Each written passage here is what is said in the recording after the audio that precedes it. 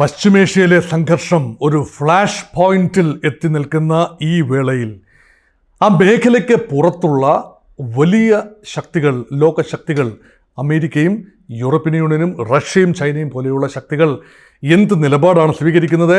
പ്രശ്ന പരിഹാരത്തിനാണോ അവർ ശ്രമിക്കുന്നത്, മറിച്ച് മുതലെടുപ്പിനാണോ അവർ ശ്രമിക്കുന്നത്? ഒരു അന്വേഷണമാണ് ഇക്കാര്യത്തിൽ. അതുമാത്രമല്ല, പ്രസ്താവനകൾ, ഒരുപിടി പ്രസ്താവനകളാണ് കഴിഞ്ഞ 24 മണിക്കൂറിനുള്ളിൽ. ഒരുപക്ഷെ യുദ്ധം തുടങ്ങി, യഥാർത്ഥ വ്യോമ യുദ്ധം ഇറാനും ഇസ്രയേലും തമ്മിൽ നേരിട്ട് കൊമ്പ് കോർക്കുന്ന ആ ഒരു സമയം, അത് ഒക്ടോബർ 1-ാം തീയതി രാത്രി മുതലാണ്. അതിനു മുമ്പ് തന്നെ യുദ്ധസമാനമായ അന്തരീക്ഷമായിരുന്നെങ്കിലും യഥാർത്ഥത്തിൽ ഫോർമലി രണ്ട് സൈന്യങ്ങൾ, സ്റ്റേറ്റ് ആക്ടേഴ്സായ ഇറാനും ഇസ്രയേലും തമ്മിൽ നേരിട്ട് കൊമ്പ് കോർക്കാൻ തുടങ്ങിയിട്ട് കേവലം 48 മണിക്കൂറുകൾ ആകുന്നതേ ഉള്ളൂ. അതുകൊണ്ട് ആ പശ്ചാത്തലത്തിൽ എന്തെല്ലാം നയതന്ത്ര നീക്കങ്ങളാണ് നടക്കുന്നത്, എന്തെല്ലാം പ്രസ്താവന സാഹിത്യങ്ങളാണ് നടക്കുന്നത്, ആ പ്രസ്താവനകളിൽ നിന്നും ജൽപ്പനങ്ങളിൽ നിന്നും വായിച്ചെടുക്കാവുന്ന കാര്യങ്ങൾ എന്തെല്ലാമാണ്? ഇതെല്ലാമാണ് ഇപ്പോൾ നമ്മൾ പരിശോധിക്കാൻ പോകുന്നത്. ഇസ്രയേലിൻ്റെ വിദേശകാര്യമന്ത്രി ഒരു പ്രസ്താവന നടത്തി.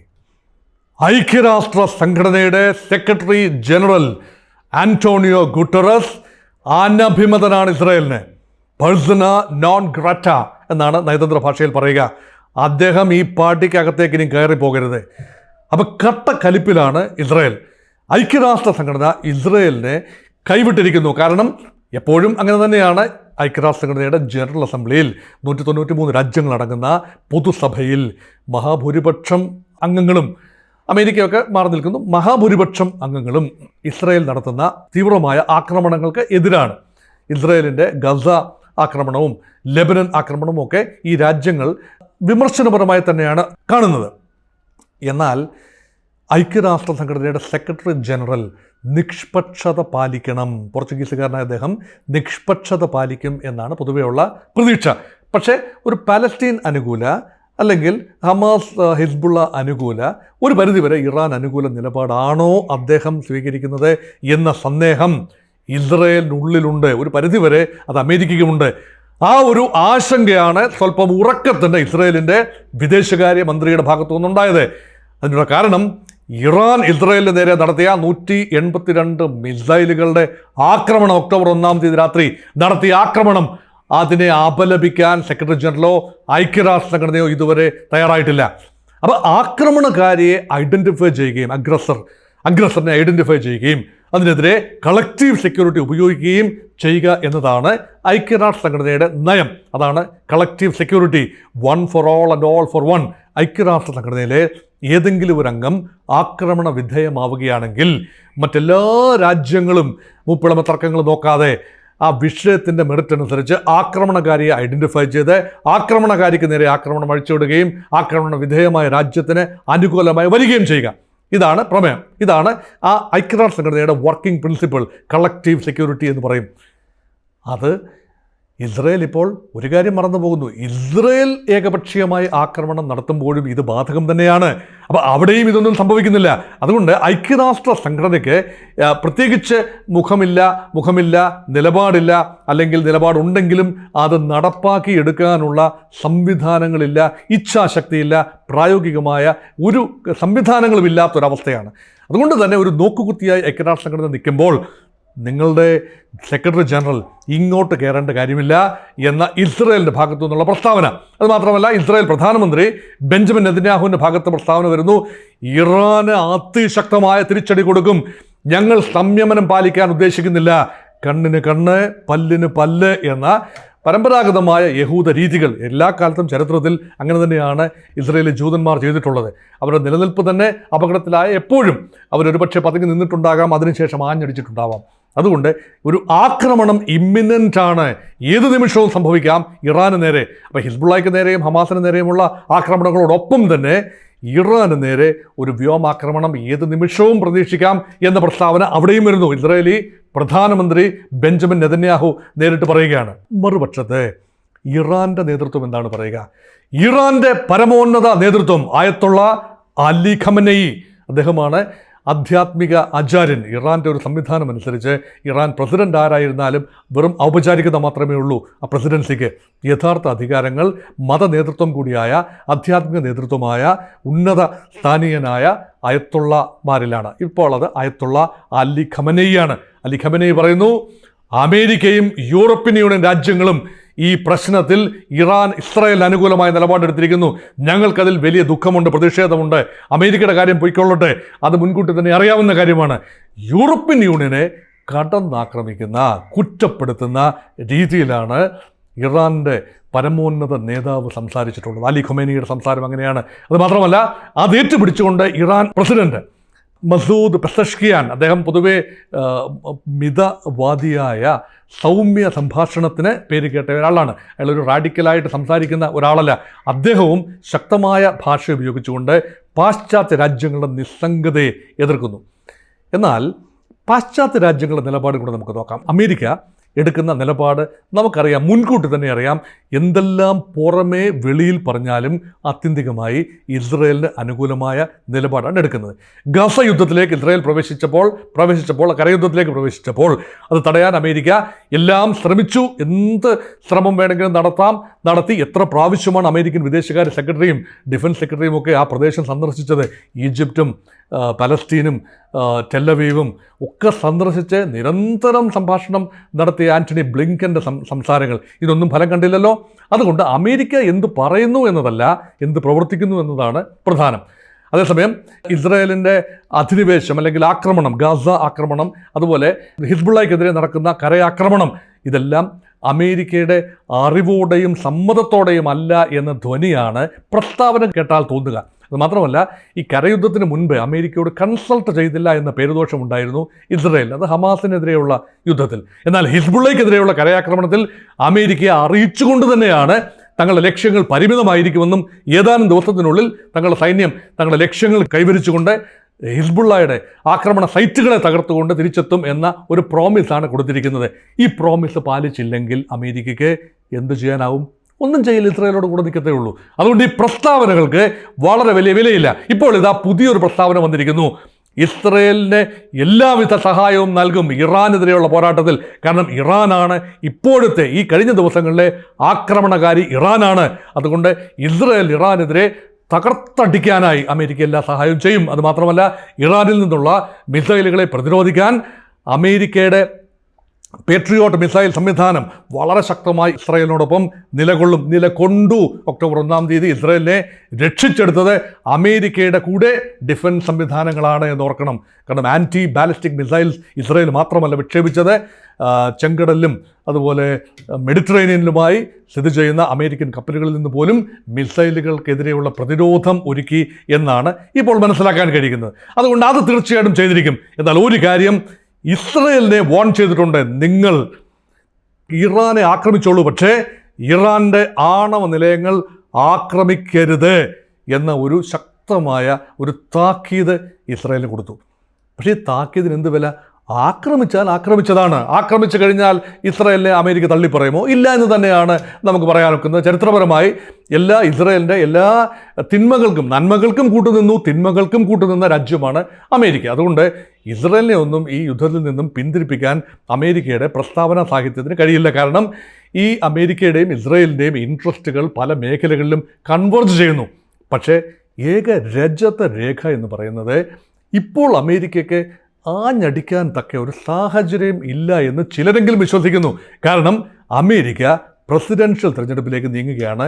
നവംബർ 1 അമേരിക്കയിൽ പ്രസിഡന്റ് തിരഞ്ഞെടുപ്പാണ്. പൊതുവെ ദുർബലൻ എന്ന് കരുതപ്പെടുന്ന പ്രസിഡന്റാണ് ജോ ബൈഡൻ്റെ പോപ്പുലാരിറ്റി വളരെ താഴെയാണ്. പക്ഷേ വൈസ് പ്രസിഡന്റ് കമലാ ഹാരിസ് ഇപ്പോൾ സ്ഥാനാർത്ഥി കൂടിയാണ്. പ്രസിഡന്റ് പദത്തിലേക്കുള്ള സ്ഥാനാർത്ഥിയാണ്. അപ്പം കമലാ ഹാരിസിൻ്റെ ഗ്രാഫ് ഇപ്പോഴും ഉയർന്നു തന്നെയാണ്. അപ്പം ബൈഡന് കമലാ ഹാരിസിനോട് വാത്സല്യമുണ്ടെങ്കിൽ ചെയ്യാവുന്ന ഏറ്റവും നല്ല കാര്യം ഇപ്പോൾ അമേരിക്ക ഒരു ശക്തമായ മുഖമാണെന്ന് അമേരിക്കൻ ജനതയെ കാട്ടുക. ഒരു ദുർബലമായൊരു മുഖം അമേരിക്ക ഇപ്പോൾ കാട്ടിയാൽ ഒരുപക്ഷെ അമേരിക്കയ്ക്കുള്ളിൽ നിന്ന് ലഭിക്കുന്ന ബൈഡനും കമലാ ഹാരിസിനും ഇപ്പോൾ ലഭിച്ചുകൊണ്ടിരിക്കുന്ന പിന്തുണ കുറയുകയും അത് മുതലാക്കിക്കൊണ്ട് ട്രംപ് എന്ന റിപ്പബ്ലിക്കൻ സ്ഥാനാർത്ഥി വിജയിച്ചു വരികയും ചെയ്യും. അതൊഴിവാക്കണമെങ്കിൽ അമേരിക്ക ഉണർന്ന് പ്രവർത്തിച്ചെങ്കിലേ പറ്റൂ. പക്ഷേ ഉണർന്ന് പ്രവർത്തിക്കുമ്പോഴും അമേരിക്കയിൽ 2 വോട്ട് ബാങ്കുകളുണ്ട്. ട്രഡീഷണൽ വെള്ളക്കാരുടെ വോട്ട് ബാങ്കിന് ഉപരിയായി യഹൂദ ലോബിയുടെ വോട്ട് ബാങ്കിൻ്റെ വോട്ടിനേക്കാൾ പ്രധാനം അവർ ചെലവാക്കുന്ന പണമാണ്. അതുമാത്രമല്ല, അറബി വംശജരായ ഏറെ പേർ അമേരിക്കയിലുണ്ട്. അവർ അതിശക്തമായ സമ്മർദ്ദമാണ് അമേരിക്കയ്ക്ക് നേരെ ചെലുത്തുന്നത്. അതുകൊണ്ട് ഏകപക്ഷീയമായി എപ്പോഴും തെരഞ്ഞെടുപ്പ് രാഷ്ട്രീയം വരുമ്പോൾ നമ്പേഴ്സ് ഗെയിമാണ്. അതുകൊണ്ട് വലിയ തോതിലുള്ള അറബി വംശജരായ ആളുകളുടെ വോട്ട് അവർക്കൊക്കെ പലസ്തീൻ അനുകൂല വികാരമാണ്, ഇസ്രായേൽ വിരുദ്ധ വികാരമാണ്. അമേരിക്ക എന്ത് പൊതു നിലപാടെടുത്താലും ഇവരുടെ എല്ലാം വോട്ടിൻ്റെ കാര്യം വരുമ്പോൾ അമേരിക്കയ്ക്ക് അത് തള്ളിക്കളയാനാവില്ല. അതുകൊണ്ട് ഒരു ആഞ്ഞടിക്കാമെന്ന് പറയുമെങ്കിലും ഒരു പക്ഷേ സംയമനം പാലിക്കേണ്ടത് ഇപ്പോൾ അമേരിക്കയുടെ കൂടി ആവശ്യമാണ്. അത് അമേരിക്കയുടെ ഒരു നിലപാട്. യൂറോപ്യൻ യൂണിയൻ പല രാജ്യങ്ങൾ, ഇപ്പം ജർമ്മനിയുടെ ഭാഗത്ത് നിന്ന് 2 ദിവസം മുമ്പ് ഒരു പ്രസ്താവന വന്നു. ജർമ്മൻ ചാൻസലർ പറഞ്ഞിരിക്കുന്നത് ഇറാൻ ആക്രമിച്ച സ്ഥിതിക്ക്, ഇസ്രായേലിനെ മിസൈൽ മാർഗം, വ്യോമമാർഗം ആക്രമിച്ച സ്ഥിതിക്ക് അത് പ്രതിരോധിക്കാൻ ഇസ്രായേലിന് അവകാശമുണ്ട്, അതിനുവേണ്ടി പ്രത്യാക്രമണം നടത്താൻ അവകാശമുണ്ട് എന്ന രീതിയിൽ സംസാരിച്ചു. ബ്രിട്ടൻ ഏതാണ്ട് അതേ സ്വരത്തിൽ തന്നെയാണ് സംസാരിക്കുന്നത്. പക്ഷേ ഫ്രാൻസിൻ്റെ സംസാരം വ്യത്യസ്തമായൊരു തലത്തിലാണ്. ഫ്രാൻസ് പറയുന്നത് ഉടനടി വെടിനിർത്തലുണ്ടാകണം, പശ്ചിമേഷ്യയിൽ ഉടനടി വെടിനിർത്തലുണ്ടാക്കണം. മിസൈൽ ആക്രമണം മാത്രമല്ല, ലെബനനിലേക്കുള്ള ഇസ്രായേലിൻ്റെ കടന്നുകയറ്റം അവസാനിപ്പിക്കണം. അപ്പോൾ എന്നും ഐക്യരാഷ്ട്ര സംഘടനയുടെ സെക്യൂരിറ്റി കൗൺസിലിൽ അമേരിക്കയും ബ്രിട്ടനും ഒരുമിച്ച് നിൽക്കുമ്പോഴും അവരോടൊപ്പമാണ് പൊതുവേ എന്ന് പറയുമ്പോഴും ഫ്രാൻസിൻ്റെ നിലപാടിന് കുറച്ച് മയമുണ്ട്.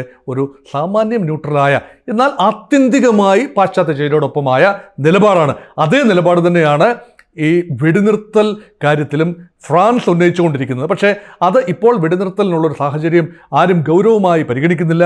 ഡിപ്ലോമാറ്റിക് ഓപ്ഷൻസ് വറ്റി വരണ്ടിരിക്കുകയാണ്. യുദ്ധം തന്നെയാണ്. യുദ്ധം ഒരു ഘട്ടത്തിലെത്തിക്കഴിയുമ്പോൾ സ്വാഭാവികമായി വരേണ്ട നെക്സ്റ്റ് സ്റ്റെപ്പാണ് ഡിപ്ലോമസി. അപ്പോൾ ഡിപ്ലോമസിയുടെ എല്ലാ സാധ്യതകളും ഈ നിമിഷം അടഞ്ഞിരിക്കുകയാണ്. അതുകൊണ്ടാണ് അത് നല്ലൊരു ആശയമാണെങ്കിലും, വെടിനിർത്തൽ നല്ല ആശയമാണെങ്കിലും ഇപ്പോൾ ലഭിച്ച അഡ്വാൻറ്റേജ്, കരയുദ്ധത്തിൽ ഇസ്രായേൽ ലഭിച്ചു എന്ന് അവർ കരുതുന്ന അഡ്വാൻറ്റേജ് കളഞ്ഞുകൊണ്ട് 21 ദിവസത്തെ വെടിനിർത്തൽ സംഭവിക്കുകയും അങ്ങനെ ലെബനനിലെ ഹിസ്ബുള്ളയും ഇനിയും പാലസ്തീനിലെ ഹമാസും എല്ലാം റീഗ്രൂപ്പ് ചെയ്യുകയും ചെയ്യുന്ന അവസ്ഥ ഒഴിവാക്കാൻ ഇസ്രായേലും അമേരിക്കയും ആഗ്രഹിക്കുന്നുണ്ടാവാം. അതുമാത്രമല്ല, അമേരിക്കയുടെ കൂടെ ലക്ഷ്യമാണ് ആത്യന്തികമായി ഈ സമയം, ഈ അനുകൂല സമയം, ഈ പ്രതിസന്ധി എന്ന് പറയുന്നത് പലപ്പോഴും അമേരിക്കയ്ക്ക് അനുകൂല ഘടകമാണ്. ഒന്ന്, അമേരിക്കയുടെ മിലിറ്ററി ഇൻഡസ്ട്രിയൽ കോംപ്ലക്സിൻ്റെ വികസനം. കാരണം അമേരിക്കയ്ക്ക് സംഘർഷം, ലോകത്തെവിടെയും സംഘർഷം ഉണ്ടായെങ്കിൽ മാത്രമേ അവരുടെ ആയുധങ്ങൾ വിറ്റഴിക്കാൻ പറ്റൂ. അത് സുഹൃത്ത് രാജ്യങ്ങൾ തമ്മിലാണെങ്കിലും ശത്രുക്കൾ തമ്മിലാണെങ്കിലും, ഒരു സുഹൃത്തും ശത്രുവും തമ്മിലാണെങ്കിലും ആക്രമണം ഉണ്ടായാൽ അവിടെ ഉപയോഗിക്കപ്പെടുന്ന ആയുധങ്ങളുടെ ഒരു നല്ല പങ്ക് അമേരിക്കൻ കേന്ദ്രങ്ങളിൽ ഉണ്ടാക്കുന്നതാണ്. അതാണ് മിലിറ്ററി ഇൻഡസ്ട്രിയൽ കോംപ്ലക്സ് എന്ന് പറയുന്നത്. അതൊരു കാര്യം. രണ്ടാമത്തേത്, അമേരിക്കയ്ക്ക് ആ മേഖലയിൽ ഏറ്റവും അധികം ഇറിറ്റൻ്റ് ആകുന്നത് ഹൂതികളാണ്. ഈ ചെങ്കടലിലേക്കുള്ള കപ്പൽ ഗതാഗതമൊക്കെ തടയുന്ന ഹൂതികളെ കൂടെ ഫിനിഷ് ചെയ്താലേ ആ അജണ്ട പൂർണ്ണമാകൂ.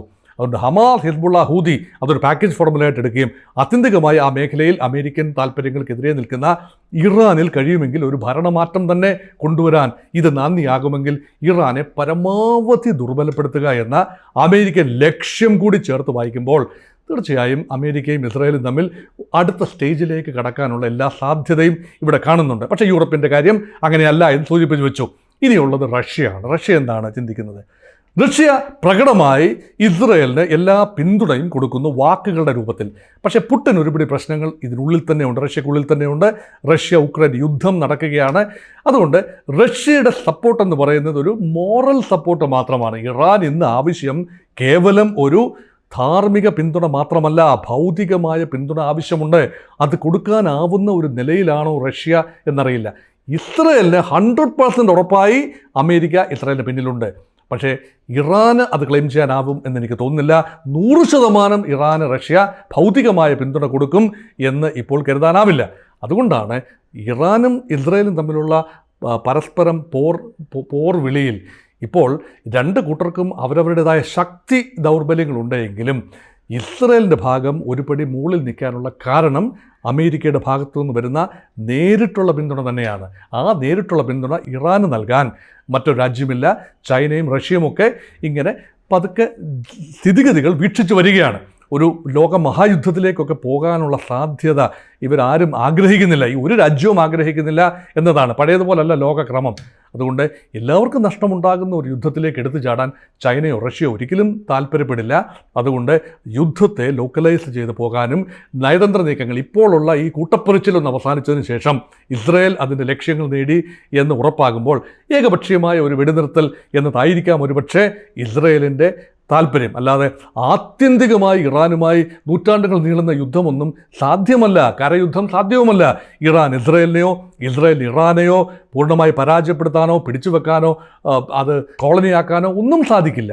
അതുകൊണ്ട് ഇപ്പോഴുള്ളത് ശക്തി പ്രകടനം മാത്രമാണ്. പക്ഷേ ആ ശക്തി പ്രകടനം അതിരുവിട്ട് പോകാതെ ഇരിക്കേണ്ടത് ലോകരാജ്യങ്ങളുടെ ആവശ്യമാണ്. പ്രത്യേകിച്ചും ഐക്യരാഷ്ട്ര സംഘടന ദുർബലമായിരിക്കുന്ന ഈ അവസരത്തിൽ മറ്റ് ലോകരാജ്യങ്ങൾ സംയമനം പാലിക്കുക എന്നതാണ് പ്രധാനം. അവിടെയാണ് ഇന്ത്യയുടെ കൂടെ പ്രസക്തി. ഇന്ത്യ ഈ രണ്ട് പക്ഷത്തുമല്ല. ഇന്ത്യ പറയുന്നത് ഇന്ത്യ സമാധാനത്തിൻ്റെ പക്ഷത്താണ്. രണ്ട് രാജ്യങ്ങളും തമ്മിൽ ചർച്ചയിലൂടെ പ്രശ്നപരിഹാരം ഉണ്ടാകണം. അതിനാവശ്യമെങ്കിൽ ഇന്ത്യയുടെ മധ്യസ്ഥത സ്വീകരിക്കാം. കാരണം ഇന്ത്യയെ പോലെ മറ്റൊരു രാജ്യവുമില്ല. സത്യമായിട്ട് ഇന്ത്യയെ പോലെ മറ്റൊരു രാജ്യവുമില്ല. യഥാർത്ഥത്തിൽ തുല്യ ദൂരം പാലിക്കുകയാണ്. അറബി ലോകത്തോട് ഇന്ത്യക്ക് പ്രത്യേക ബിസിനസ് താല്പര്യങ്ങളുണ്ട്. ഇസ്രയേലിനോട് മറ്റു ചില താല്പര്യങ്ങളുണ്ട്. സൈനികമായ താല്പര്യം ഉൾപ്പെടെ താല്പര്യങ്ങളുണ്ട്. ഇത് രണ്ടും വരുമ്പോൾ ഒരുപക്ഷെ മധ്യസ്ഥതയ്ക്കുള്ള ഏറ്റവും നല്ല അതിനുള്ള വലിപ്പം ഇന്ത്യക്കുണ്ടോ എന്നത് ഡിബേറ്റബിൾ പോയിൻ്റാണ്. പക്ഷേ അതിനുള്ള വാതിലുകൾ പൂർണ്ണമായി അടഞ്ഞിട്ടുമില്ല. ആ സാധ്യതകളിലേക്കാണ് കേന്ദ്ര ഭരണകൂടവും ആലോചിക്കുന്നത്. ഉക്രൈൻ റഷ്യ യുദ്ധത്തിലും പലസ്തീൻ ഇസ്രായേൽ അല്ലെങ്കിൽ ഇറാൻ സംഘർഷത്തിലും ഏതെങ്കിലും രീതിയിൽ ഒരു മധ്യസ്ഥത, നേരിട്ടുള്ള മധ്യസ്ഥത അല്ലെങ്കിലും ഒരു ബ്രിങ്ക്മാൻഷിപ്പ്, ആ ഒരു രീതിയിൽ പരിഗണിക്കപ്പെടാനുള്ള വലിപ്പം ഇന്ത്യക്കുണ്ട് എന്ന് ലോകത്തെ കാണിക്കുന്ന തിരക്കിൽ കൂടിയാണ് ഭാരതം. അങ്ങനെയൊക്കെ സങ്കീർണമായ ഒരവസ്ഥയിലാണ് ഇപ്പോൾ ലോകം നിൽക്കുന്നത്.